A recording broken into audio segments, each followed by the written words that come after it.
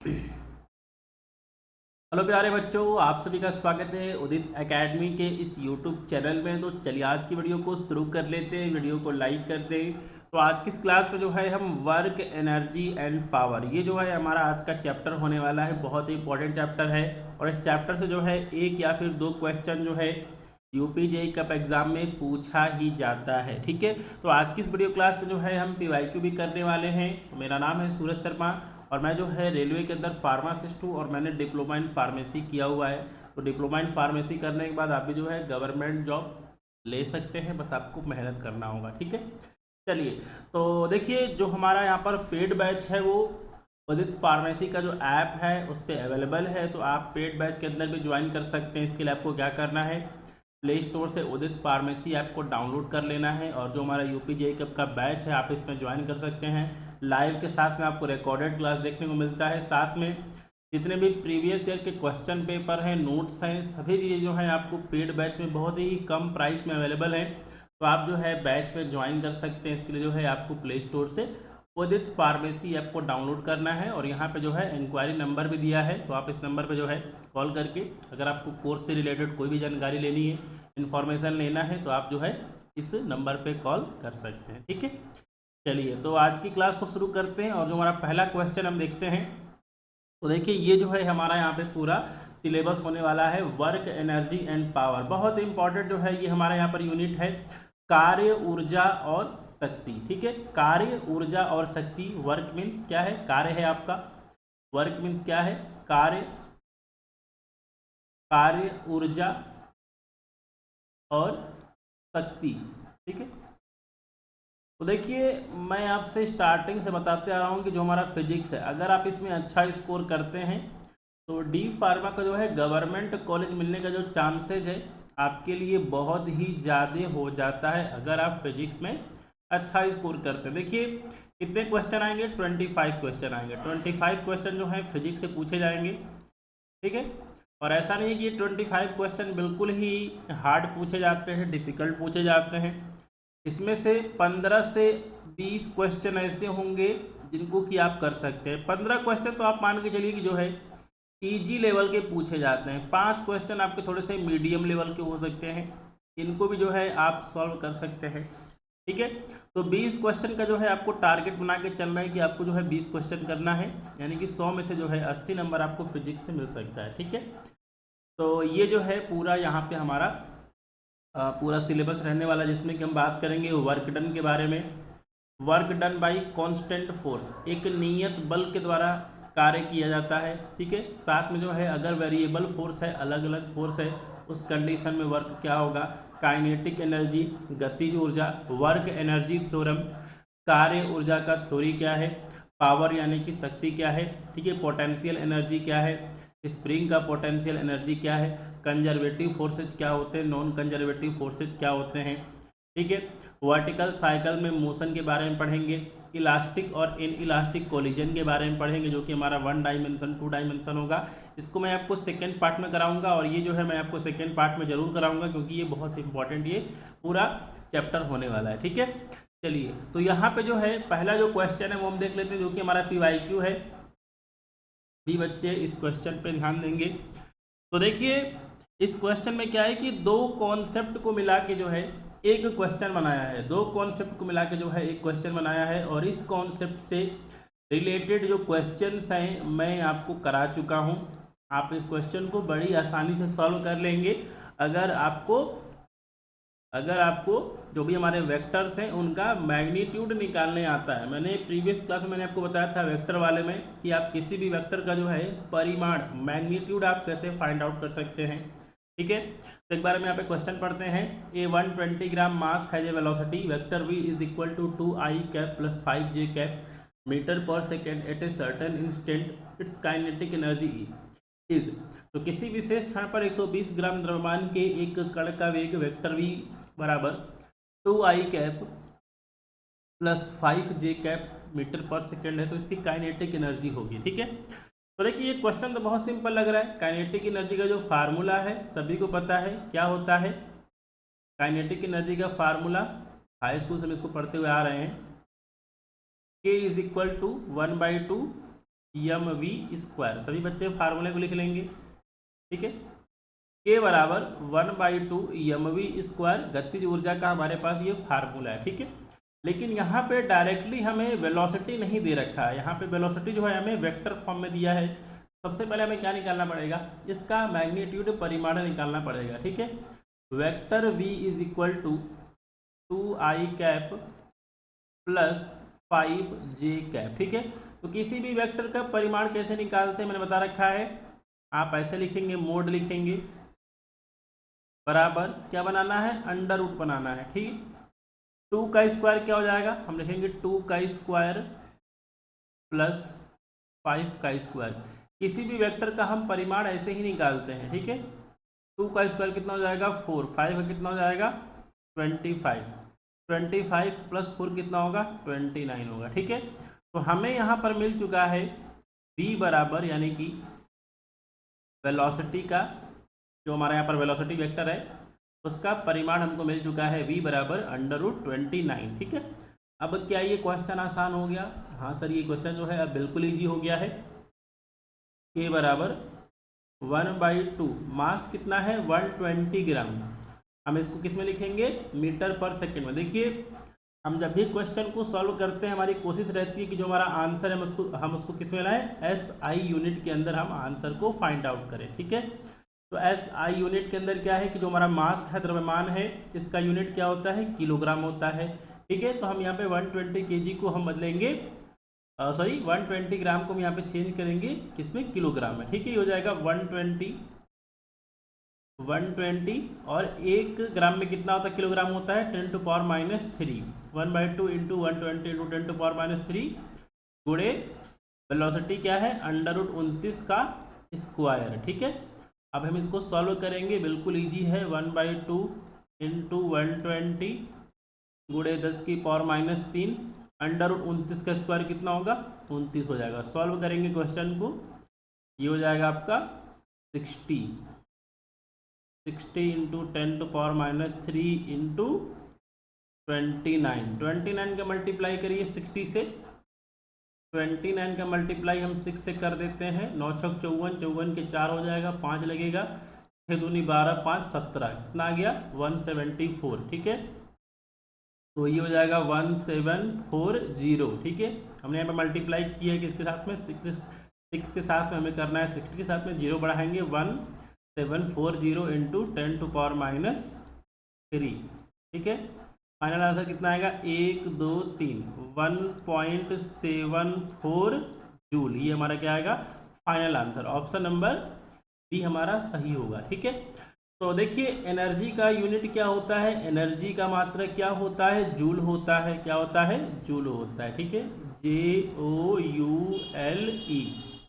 ऊर्जा का मात्रक क्या होता है, जूल होता है, ठीक है। तो ये चीज़ जो है आप यहाँ पे समझ गए हैं। ये यूपी जेई कब ग्रुप ई यानी कि जो आपका डी फार्मा एंट्रेंस एग्जामिनेशन होता है, इसका ये क्वेश्चन है, कब का क्वेश्चन है 2024 का क्वेश्चन है, ठीक है। चलिए अब चलते हैं अगले क्वेश्चन पे। ये भी जो है हमारा 2024 का ही क्वेश्चन है। देखिए कितना इंपॉर्टेंट ये चैप्टर है। For a particle of mass m, आपके पास एक कण है जिसका जो द्रव्यमान है क्या दे रखा है, स्मॉल m दे रखा है, moving with velocity v velocity से क्या कर रहा है, मूवमेंट कर रहा है। उसका जो संवेग है, मोमेंटम है, क्या है p है। इसका काइनेटिक एनर्जी क्या होगा। बहुत ही छोटा सा प्यारा सा क्वेश्चन है। तो देखिए सबसे पहले हमें क्या करना है, संवेग का फार्मूला क्या होता है, संवेग p बराबर क्या होता है m इंटू वी होता है, जो कि हमें पता है। जो हमें पता है हम उसको यहाँ पे लिख लेते हैं, ठीक है। काइनेटिक एनर्जी का फार्मूला अभी हमने देखा है, k बराबर क्या होता है 1/2 mv² होता है। अब देखिए अब हमें क्या करना है कि गतिज ऊर्जा, काइनेटिक एनर्जी और ठीक है मोमेंटम के बीच रिलेशन क्या होगा, इस चीज़ को हमें देखना है, ठीक है। चलिए तो यहाँ पे देखिए हमने क्या लिखा है, P बराबर हमने लिखा है m इंटू वी। तो क्या हम इसको लिख सकते हैं v बराबर P/m लिख सकते हैं, सर बिल्कुल लिख सकते हैं, ठीक है।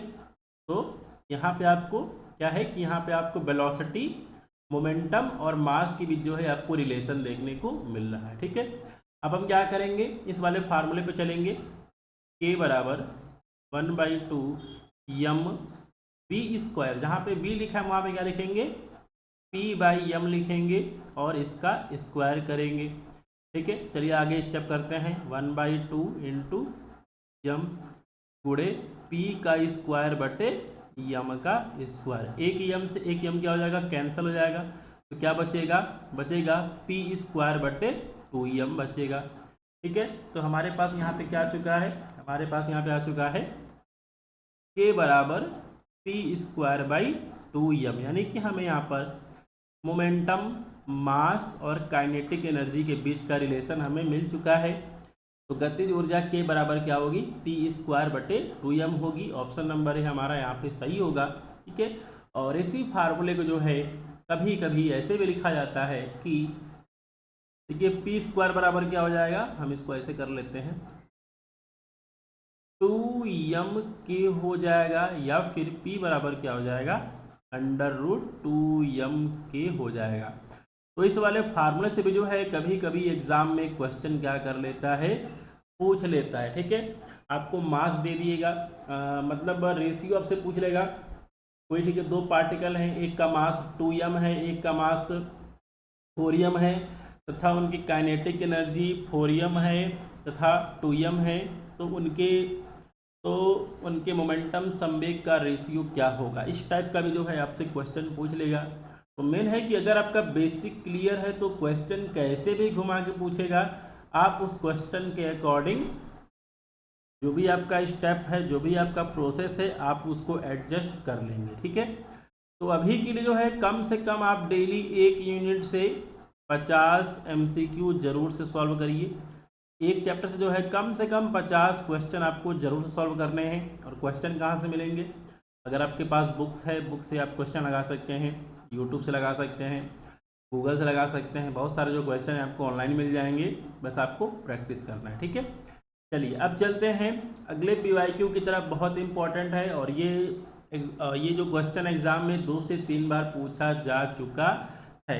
1 kilowatt hour is equal to, ठीक है, 1 किलोवाट घंटा जो है किसके बराबर है। ठीक है, तो सबसे पहले जानिए कि जो हमारा 1 किलोवाट घंटा है, 1 किलोवाट घंटा या फिर किलोवाट जो घंटा है, ये किसका मात्रक है, ऊर्जा का मात्रक है, एनर्जी का ये क्या है, यूनिट है। तो ये भी क्वेश्चन पूछ सकता है कि किलोवाट घंटा जो है किसका मात्रक है, एनर्जी, ऊर्जा का मात्रक है। ठीक है, अब देखिए इस तरह का जो क्वेश्चन है रटना नहीं है, ये कैसे आता है इस चीज़ को मैं आपको बता देता हूँ। क्या लिखा है, 1 किलोवाट, हम यहाँ पर लिख देते हैं 1 किलोवाट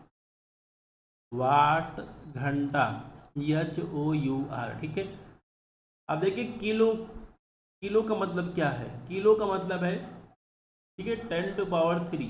ठीक है, किलो का मतलब क्या है, 10⁻3। ठीक है, 1 किलो यहाँ पर लिख देते हैं 1 किलो 10⁻3 वाट। वाट किसका मात्रक है, पावर का। पावर P बराबर क्या होता है, W/T होता है।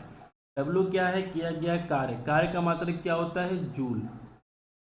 T क्या है, टाइम, टाइम का मात्रक क्या होता है, सेकेंड। ठीक है, जूल पर सेकेंड। ठीक है, तो हम यहाँ पे वॉट को क्या लिख सकते हैं, हम यहाँ पे वॉट को लिख देंगे जूल पर सेकेंड। ठीक है, ये क्या है, घंटा। ठीक है, 1 घंटे में कितना मिनट होता है, 60 मिनट होता है, और 1 मिनट में कितना सेकंड होता है, 60 सेकंड होता है। ठीक है, अब जो है हम इस क्वेश्चन को सॉल्व करते हैं। ये हो जाएगा 1 × 10⁻3, यहाँ पे सेकंड लिखना जरूरी है। ठीक है, क्योंकि हम 1 घंटे को सेकंड में कन्वर्ट कर रहे हैं। सेकंड से सेकंड क्या होगा, कैंसिल आउट हो जाएगा। 6 × 6 कितना होगा, 36 होगा। 2 जीरो और बढ़ा देंगे, गुणे जूल। ठीक है, ये कितना हो जाएगा, 1 × 10⁻3 गुणे, इसको हम लिख सकते हैं 3.6 × 10⁻3। अब हम इसको सॉल्व करेंगे, कितना हो जाएगा, 3.6 × 10⁻3 यानी कि 10⁻6। ठीक है, तो 1 किलोवाट घंटा बराबर कितना होता है, 3.6 × 10⁻6 जूल के बराबर होता। ठीक है, तो ये चीज़ जो है यहाँ पे समझ में आ गई कि 1 किलोवाट घंटा जो है किसके बराबर होता है, 10⁻⁴ 6 जूल के बराबर होता है। ठीक है, तो देखिए ऊर्जा के कुछ और भी मात्रक होते हैं, मैं लिख देता हूँ। जैसे कि ऊर्जा का एक मात्रक होता है कैलोरी। क्या होता है? कैलोरी। तो 1 कैलोरी में कितना जूल होता है? 1 कैलोरी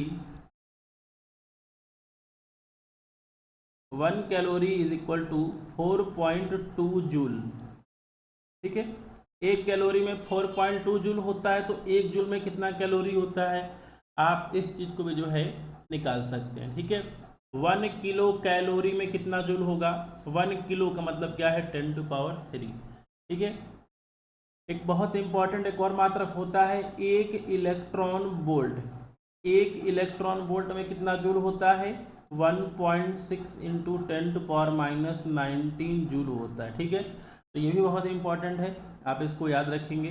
ठीक है, ये दोनों किसके मात्रक हैं? ऊर्जा के मात्रक हैं। ठीक है, ऊर्जा एनर्जी, और एनर्जी का यूनिट क्या है?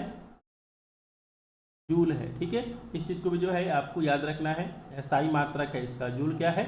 एसआई मात्रक है। एक आपका सीजीएस यूनिट होता है, उससे भी जो है हम यहाँ पे एक रिलेटेड क्वेश्चन कर ले रहे हैं, जो कि हमारा पीवाईक्यू है, बहुत इंपॉर्टेंट है। चलिए, तो अगला जो क्वेश्चन आ चुका है कि 1 जूल किसके बराबर होता है? 10⁻5 अर्ग के, 10⁻7 अर्ग के, 10⁻−7 अर्ग के, या फिर 10⁻−5 अर्ग के। ठीक है, तो ये क्या लिखा है? अर्ग लिखा है, अर्ग। अर्ग। तो ऊर्जा का सीजीएस सिस्टम के अंदर, सीजीएस का मतलब क्या है? सेंटीमीटर, ग्राम और सेकेंड। ठीक है, सीजीएस सिस्टम के अंदर जो है ऊर्जा का मात्रक क्या होता है? अर्ग होता है। एक क्वेश्चन तो आपका यहाँ से बन गया। ठीक है, अब देखिए 1 जूल जो है कितने अर्ग के बराबर होता है?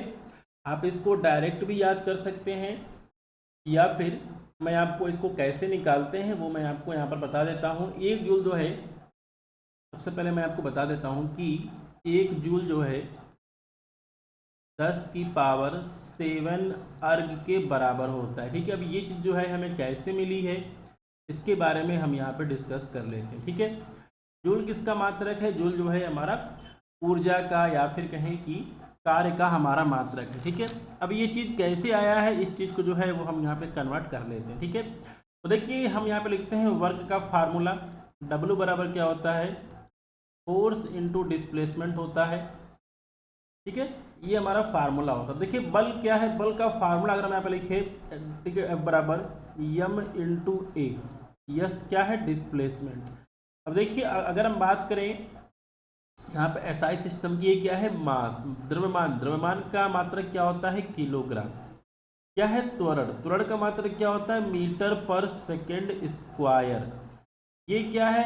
एस है विस्थापन, यानी कि चली गई दूरी का मात्रक क्या हो जाएगा? मीटर। ठीक है, तो W बराबर हो जाएगा किलोग्राम मीटर, ठीक है, मीटर स्क्वायर बटे सेकेंड स्क्वायर। ये चीज़ जो है हमें यहाँ पर मिल चुकी है, ये चीज़ जो है हमें यहाँ पर मिल चुकी है। और देखिए कार्य का एक और मात्रक होता है जो कि आप यहाँ पे निकाल सकते हैं। कार्य का एक और मात्रक आप यहाँ पे निकाल सकते हैं यहाँ से, W बराबर F क्या है? बल। बल का मात्रक क्या होता है? न्यूटन। विस्थापन क्या है? चली गई दूरी। दूरी का सही मात्रक क्या है? मीटर।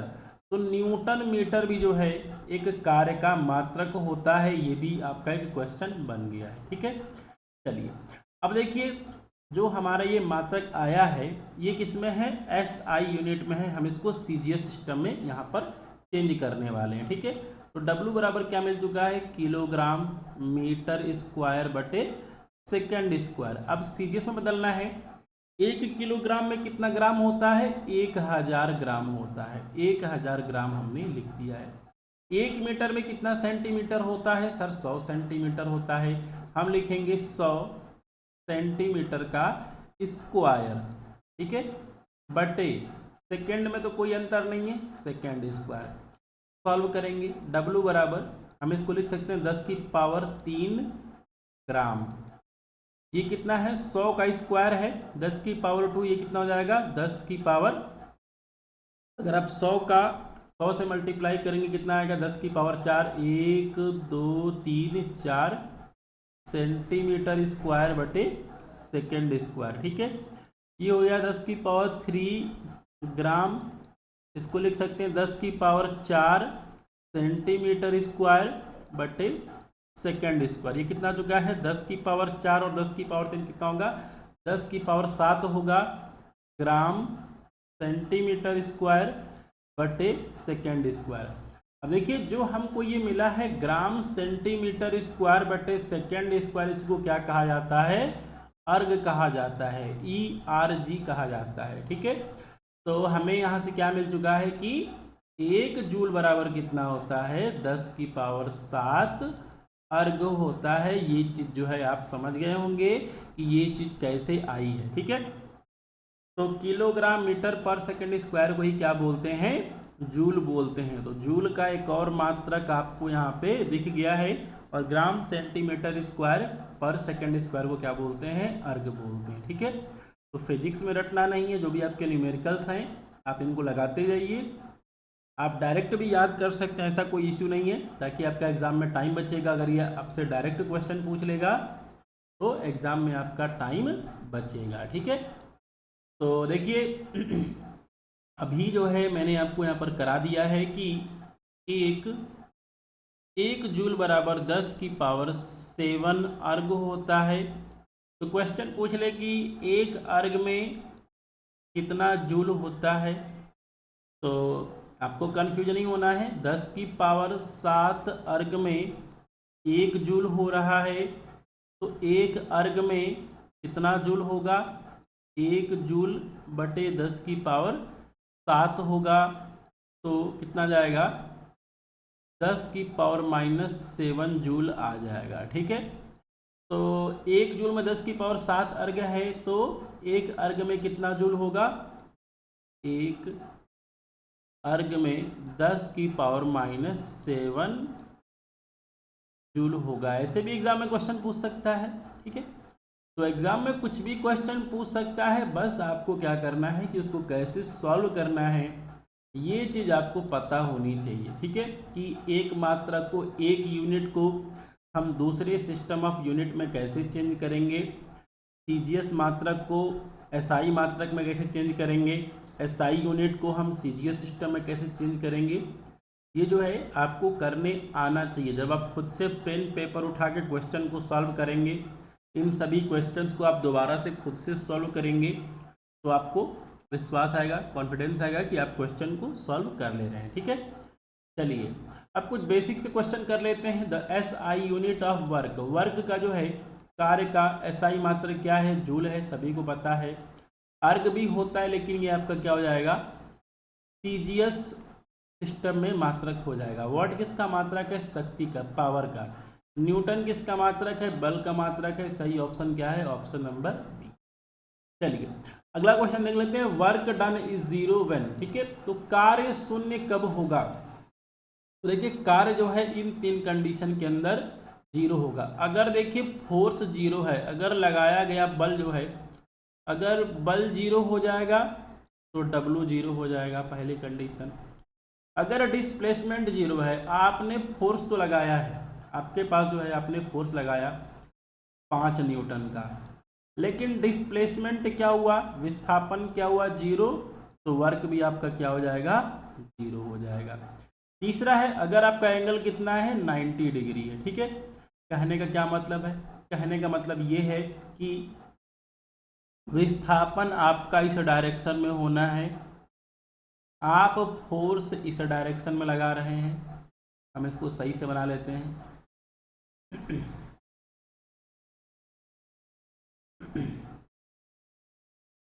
हमने इसको यहाँ पे सही से बना लिया है, ठीक है। तो देखिए आप जो देखिए ऐसे ही बना लेते हैं।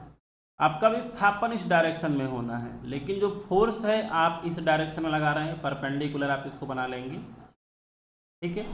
तो फोर्स बल और विस्थापन के बीच का एंगल अगर 90 डिग्री है तो भी क्या होगा, वर्क आपका 0 हो जाएगा, क्योंकि जो हमारा वर्क का फार्मूला होता है, अगर आप इसको ध्यान से देखेंगे, W बराबर वेक्टर फॉर्म में मैं लिख देता हूँ, vector F dot vector S, ये हमारा वर्क का फार्मूला होता है। या फिर आप इसको ऐसे लिख सकते हैं W बराबर F S cos theta, W बराबर क्या, एफ यस कॉस थीटा, और कॉस 90 डिग्री की वैल्यू कितनी होती है, 0 होती है। ठीक है, तो अगर एंगल 90 डिग्री है तो भी वर्क क्या होगा, 0 हो जाएगा। तो ऑल ऑफ द अबव का जो ऑप्शन है आपका सही हो जाएगा। ठीक है, तो देखिए फिजिक्स की बुक में आपने पढ़ा होगा कि जो भी कुली होता है, जो भी पोर्टर होता है, वो जब ठीक है सामान को ढोता है, कोई भी पोर्टर है, देखिए इसने जो है अपने सर पर एक लगेज रख रखा हुआ है, ये चल रहा है इस डायरेक्शन में,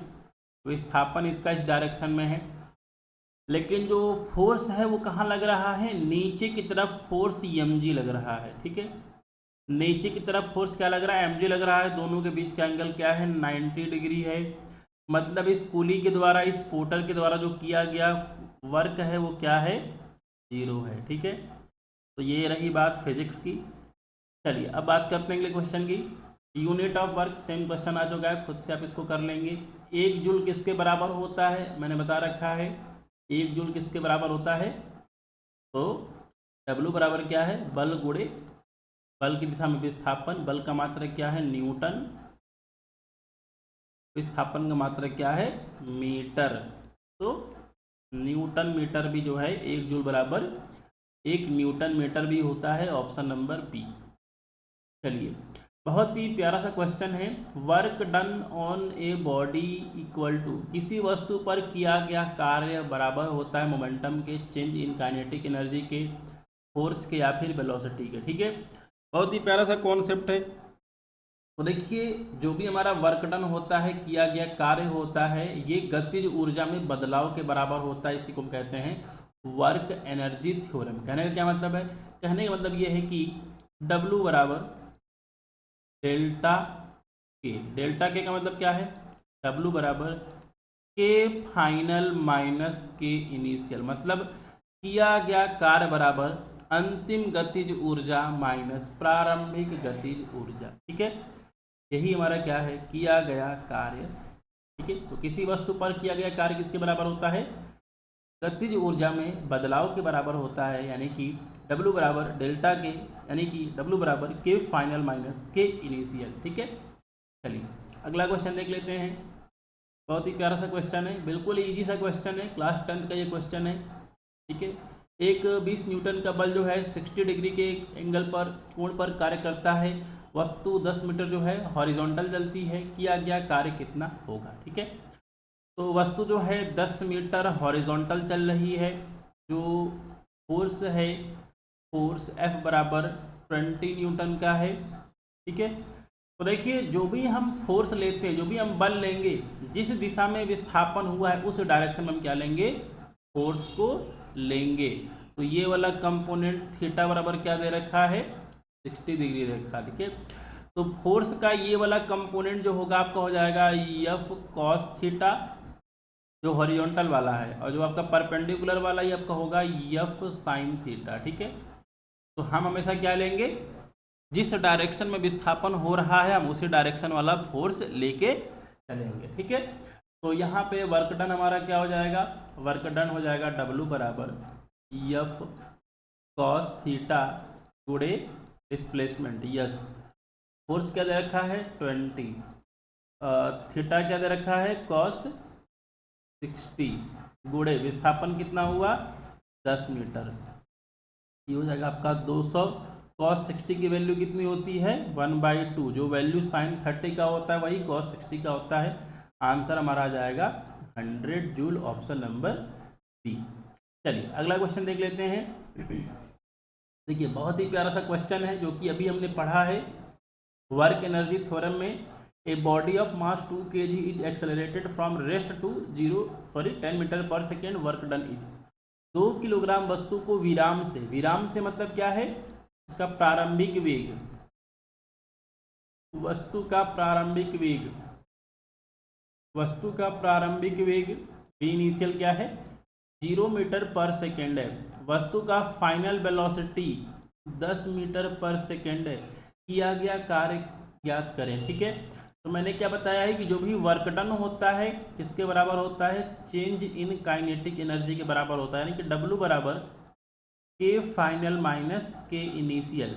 के फाइनल क्या हो जाएगा 1/2 m vf square, final velocity का square minus 1/2 m v initial velocity, प्रारंभिक वेलोसिटी का स्क्वायर। ठीक है, तो W बराबर क्या हो जाएगा 1/2 m का वैल्यू दे रखा है 2 kg, फाइनल वेलोसिटी कितनी है 10 की पावर 2 माइनस इनिशियल वेलोसिटी क्या है 0 है, मतलब ये वाला पूरा डेटा क्या हो जाएगा 0 हो जाएगा, आंसर आ जाएगा 2 से 2 आपका कैंसिल हो जाएगा, 10 का स्क्वायर करेंगे क्या आएगा 100 जूल आएगा, ऑप्शन नंबर डी। ठीक है, तो वर्क एनर्जी थ्योरम से इस वाले क्वेश्चन को हमने कर लिया है, वर्क एनर्जी थ्योरम से इस क्वेश्चन को हमने यहाँ पे कर लिया है। ठीक है, चलिए अब बात करते हैं कि हम पावर को कैसे कैलकुलेट करते हैं। A machine does 500 joule work in 5 second, power is, तो पावर का फार्मूला होता है बच्चों P बराबर W/T, इसका मात्रक होता है वॉट। W क्या दे रखा है 500 जूल दे रखा है, T क्या दे रखा है 5 सेकेंड दे रखा है। ठीक है, जूल बटे सेकेंड, जूल बटे सेकेंड को ही वॉट कहा जाता है। ठीक है, आंसर कितना जाएगा 100 वॉट आ जाएगा। ठीक है, ऑप्शन नंबर बी। तो एक क्वेश्चन और बन गया बच्चों यहाँ से कि 1 वाट बराबर कितना होता है, 1 वाट बराबर होता है बच्चों जूल पर सेकेंड, जूल पर सेकेंड को ही क्या कहते हैं वॉट कहते हैं, वॉट किसका यूनिट है पावर का। ठीक है, चलिए तो अगला क्वेश्चन देख लेते हैं, बहुत ही प्यारा सा क्वेश्चन है, इसमें जो हम फार्मूला यूज करेंगे इस फार्मूले से आप बहुत सारे क्वेश्चन को सॉल्व कर सकते। ठीक है, तो देखिए वर्क डन या फिर कहें कि स्प्रिंग की जो ऊर्जा होगी पोटेंशियल एनर्जी, या फिर कहें कि WU 1/2 kx² होता है। ठीक है, स्प्रिंग का तो ये कांस्टेंट होता है, इसका विमीय सूत्र भी पूछ चुका है एग्जाम में 2025 में, के बराबर दे रखा है 100, एक्सटेंशन कितना हुआ 0 से 0.2 मीटर तक हुआ। ठीक है, डेल्टा U बराबर वर्क डन, वही आपका चेंज इन काइनेटिक एनर्जी, ये वाला आप लगाएंगे, ये वाला कॉन्सेप्ट आप लगाएंगे तो यहाँ भी आपका क्वेश्चन सॉल्व हो जाएगा। ठीक है, तो इनिशियल में क्या था 0 था, उससे कोई मतलब नहीं है, सीधे आप निकालेंगे फाइनल वाला 0.2 का स्क्वायर कितना हो जाएगा 50, 0.2 का स्क्वायर कितना करेंगे ये आपका हो जाएगा 50 हो जाएगा। आप इसको लिख सकते हैं 2 × 10⁻⁻1 का स्क्वायर लिख सकते हैं, कोई गलती नहीं होगा, 2 दूनी 4 × 10⁻², 5 चौके 20, 200 × 10⁻², सॉल्व करेंगे 1 2, आंसर कितना आएगा 2 जूल हमारा आंसर आ जाएगा, ऑप्शन नंबर डी। ठीक है, तो इस वाले क्वेश्चन को आप सभी खुद से सॉल्व कर लेंगे, विच इज करेक्ट, सही कथन कौन सा है। ठीक है, तो सही कथन क्या है आप इस क्वेश्चन को खुद से सॉल्व कर लेंगे। क्या 1 अर्ग is more than 1 joule, 1 joule बराबर कितना होता है 10⁻7 अर्ग होता है, 1 अर्ग बराबर 10⁻7 जूल होता है, या फिर दोनों बराबर हैं। तो इस क्वेश्चन को आप खुद से करेंगे, सभी चीज़ें मैंने आपको यहाँ पर बता रखी है। इस वाले क्वेश्चन को अगर आप देखेंगे तो आप चीज़ों को समझ जाएंगे कि क्वेश्चन को कैसे सॉल्व करना है।